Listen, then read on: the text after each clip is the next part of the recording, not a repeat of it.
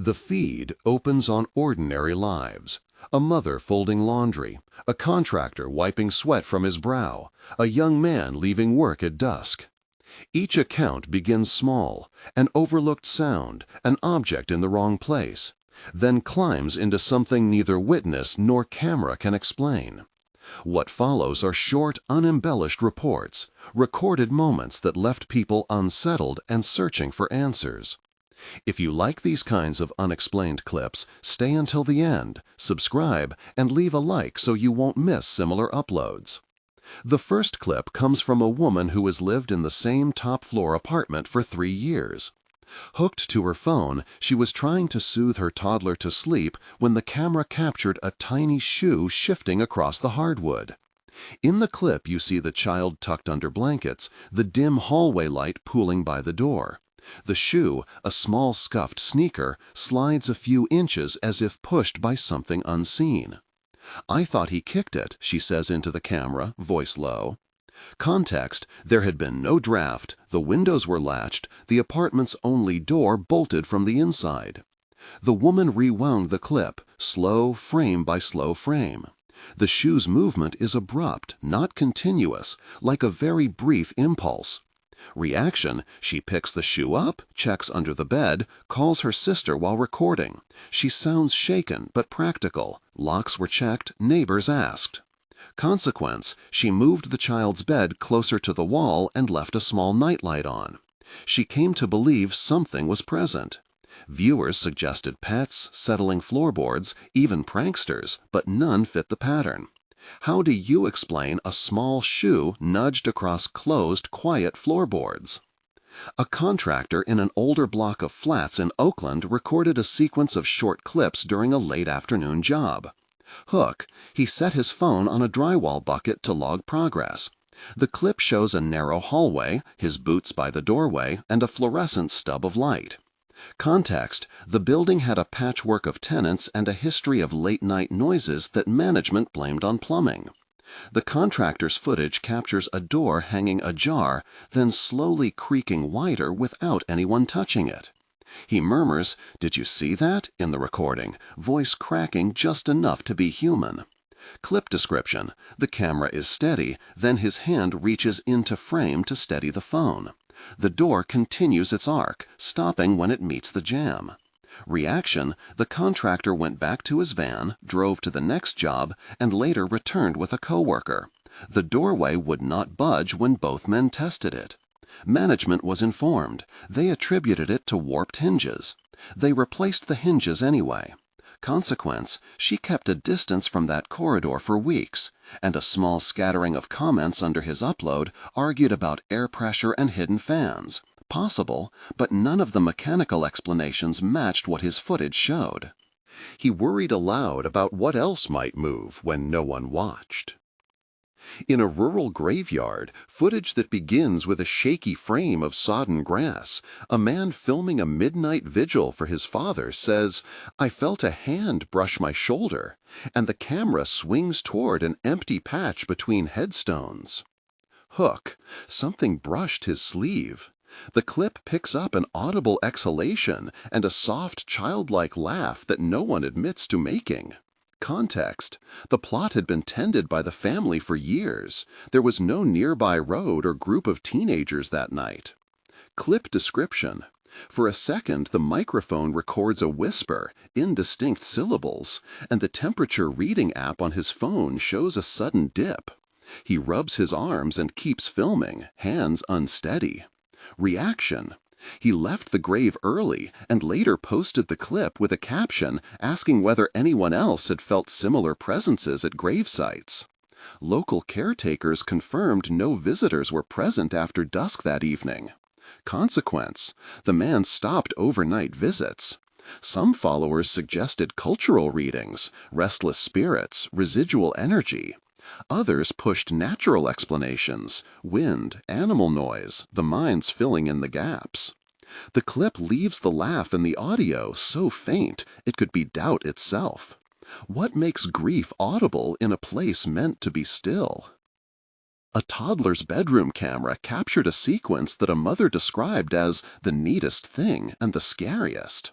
Hook: Toys lined up by the wall appear to shift position while her son sleeps. Context: the family had recently moved, boxes were mostly unpacked, and the mother kept a low light running. Clip description: the camera mounted on a shelf shows plastic trucks in a row. Then, as if nudged one by one, a small truck rolls forward and the line gaps. The child does not stir. In a whispered caption, she says, "I thought maybe the cat, but there's no cat." Reaction: she called a friend to stay over for a night and reviewed footage together.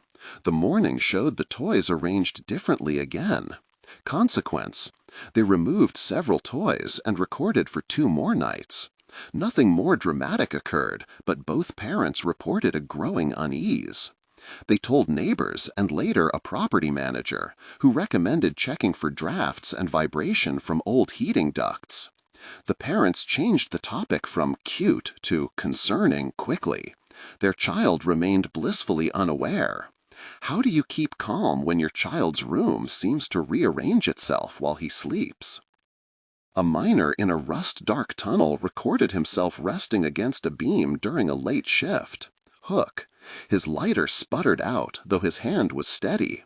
The audio picks up a distinct, distant tapping, like knuckles on wood. Context: the mine's ventilation systems were functioning, and several other men were working a half-mile away. Clip description: on his phone, he zooms to a patch of rock where faint parallel marks trace the seam. Then the tapping in the audio matches a rhythm, almost like a Morse code, that stops when he raises his voice to call out. "Who's there?" he asks, and the answer is silence, with the echo of a footstep that cannot be placed. Reaction: he and a supervisor walked the stretch the next day. Surveying lights caught nothing, and old miners shrugged, recalling stories but offering no explanation. Consequence: the company logged the report and asked him to file an incident note. He removed the clip from public sharing briefly, then reposted with a cautious caption. Colleagues suggested settling rock and metal contraction. Others wrote about subterranean acoustics. What carries sound in the dark, and how should a worker sort caution from superstition underground? In another upload, a student renting a small studio finds the front door unlocked in the morning, though they remember locking it the night before. Hook: the camera left charging on a table records a faint silhouette moving past the doorway at 3:17 a.m., a shadow with the height and gait of a child. Context: the tenant lives alone and keeps careful routines. Their building had had break-ins months earlier, which had been publicly documented. Clip description: the silhouette passes briskly, and on the audio track a soft hum is captured. No words, only a tone like someone holding a note. The tenant later posts a voice clip saying, "I swear I locked it," whispering the sentence into the camera. Reaction: police were called. Their report logged a probable unauthorized entry, but found no footprints nor forced entries. Building access logs showed no swipes at that hour. Consequence: management installed additional lighting. The tenant moved a small lock bar and began leaving a lamp on. Some viewers urged better security precautions. Others debated whether the shadow might be a trick of lens flare or a sleepwalking neighbor. Does the absence of a physical trail make the presence less real? A grandmother posted a clip after nights of disturbed sleep, showing a living room lamp switching off and on repeatedly while she sat knitting in near silence. Hook: fingers stilled mid-stitch as the light winks out, then snaps back. Context: her house runs on a modern circuit. She has no children in the home and lives alone. Clip description: the camera sits across the room. You hear the faint clack of knitting needles, then a flick. She mutters, "Not again," and rises to check the breaker box, returning to find the lamp illuminated as before. Reaction: a nephew checked the wiring and found no fault, and a neighbor came by the next evening to see for himself. Consequence: the family installed a motion sensor outside the front door and left a voice recorder running in the room overnight. Some viewers urged better security precautions. Others debated whether the shadow might be a trick of lens flare or a sleepwalking neighbor. Does the absence of a physical trail make the presence less real? The recorder later captured a low, indistinct voice that the family could not place. Some called it humming, others thought it might be someone on the street. The woman who had lost a grandson years prior felt the events differently now. Grief shaded her interpretation without proving anything. What are we willing to name when the sound seems almost like a word meant for us? Across these accounts, a few patterns emerge.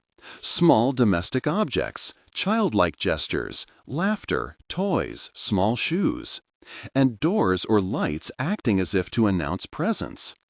Witnesses are consistent in their instinct to protect, checking locks, calling management or the police, asking friends to sleep over. Many uploaders balance skepticism with a raw worry. They do not rush to sensationalize. Instead, they log what happened, sometimes apologetically, sometimes with a steady insistence that something odd occurred. Viewers offer theories, drafts, pets, faulty wiring, optical artifacts. But for several families, none of these explanations fit comfortably. One clip that circulated widely shows a hallway mirror reflecting nothing but a dim corridor until a small handprint blooms on the glass, clear and child-sized. Hook. The handprint appears as if pressed from the other side of the mirror. Context. The homeowner insists the mirror faced a blank wall and that no one had been behind it. Clip description. The camera zooms. The print is wet-looking, edges well-defined, as if left by fingers splayed and then lifted. Reaction. They wiped the glass and watched for hours. It reappeared 2 nights later in the same place. Consequence. Some suggested condensation, others a camera lens artifact. The homeowner began recording nightly, but the print's reappearance remained sporadic. The family eventually began to cover the mirror at night. When an object of reflection becomes a possible threshold, how do you measure what crosses it? Not every account leans toward the supernatural. Several clips attracted commenters with technical explanations: infrared flicker, frame rate mismatch, door slamming in adjacent units. But the human response mattered as much as the anomaly. People who experience these events report a shifting sense of safety, an erosion of the familiar. They exchange practical steps, calls to maintenance, temporary stays with relatives. Yet emotional reactions linger: sleeplessness, protective hypervigilance, and a quiet, private fear. In some uploads, the camera betrays the uploader's heart more than the anomaly itself. Hands trembling, voice tight, a laugh that is half disbelief and half pleading. There are also moments of compassion threaded through the clips. A neighbor offers to stay a night. A contractor who filmed the door incident later checks in and says he felt bad about leaving the tenant unsettled. One mother, after months of disturbed nights, began leaving a small row of toys by the hallway as a kind of offering to the unknown. She explained on camera that it felt like a boundary and a release, a human response to something she could neither name nor chase away. These gestures are small, practical, and protective. They do not invite confrontation, only a way to sleep another night. At the close of a batch of uploads, a comment thread swells with competing readings. Skeptics point to physics and human error.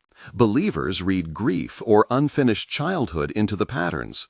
Some simply ask for advice. The witnesses rarely seek fame.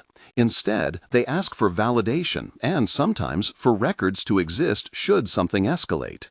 Tell us what you think in the comments. As the screen of clips fades to the same anonymity from which they began, ordinary rooms, ordinary hands, questions remain. Are these recordings evidence of something beyond current explanation, or are they the quiet misfires of old buildings, tired people, and imperfect cameras? The accounts do not insist on one answer. They ask us to listen, to weigh, and to respond with care for the people who live inside these moments. They learned, slowly, to make the house less hospitable to surprise. Windows were sealed with weather strip. The hallway light was left on until dawn. A fan ran through the night to dispel the drafts people proposed as culprits. An electrician checked the breaker boxes twice and found nothing beyond the usual northern corridor wiring. Age and wear, nothing dramatic. A neighbor with a thermal camera came past and filmed the walls. The footage showed the kind of phantom cold spots technicians see in old buildings, nothing that would explain a child's handprint appearing on glass. Still, practical measures did little to quiet the feeling. The woman who had tightened her family's routine began bringing tea to the tenant below. She kept a small line of plastic animals on the hallway table, a deliberate gesture more for herself than for anything else. Neighbors left casseroles. On the forum where the clips first circulated, people exchanged maps of similar reports across the city, clusters that resisted tidy explanation. Some posters organized small visits. A pair of students arrived with a night vision camcorder. Another uploaded a shaky clip of a hallway bell ringing, though the bell was unconnected to any wiring. One night, the homeowner reviewed the overnight footage with a friend. For hours, the camera recorded ordinary rooms, an armchair, a radiator ticking, until, around 2 a.m, something subtle returned. The mirror, fogless, then a wet handprint pressing outward in slow, deliberate motion. When they paused the video and walked into the hall, the glass was clear. They stood in the hush and listened. From somewhere within the building, a soft, cautious tapping answered, a rhythm small enough to be a child's fingers and precise enough to seem intended. They watched the paused frame until the hour wore on, as if waiting for the recording to tell them what it knew. They were left with the footage and the same question: how much of what lives in a house can be seen only when we turn the cameras on?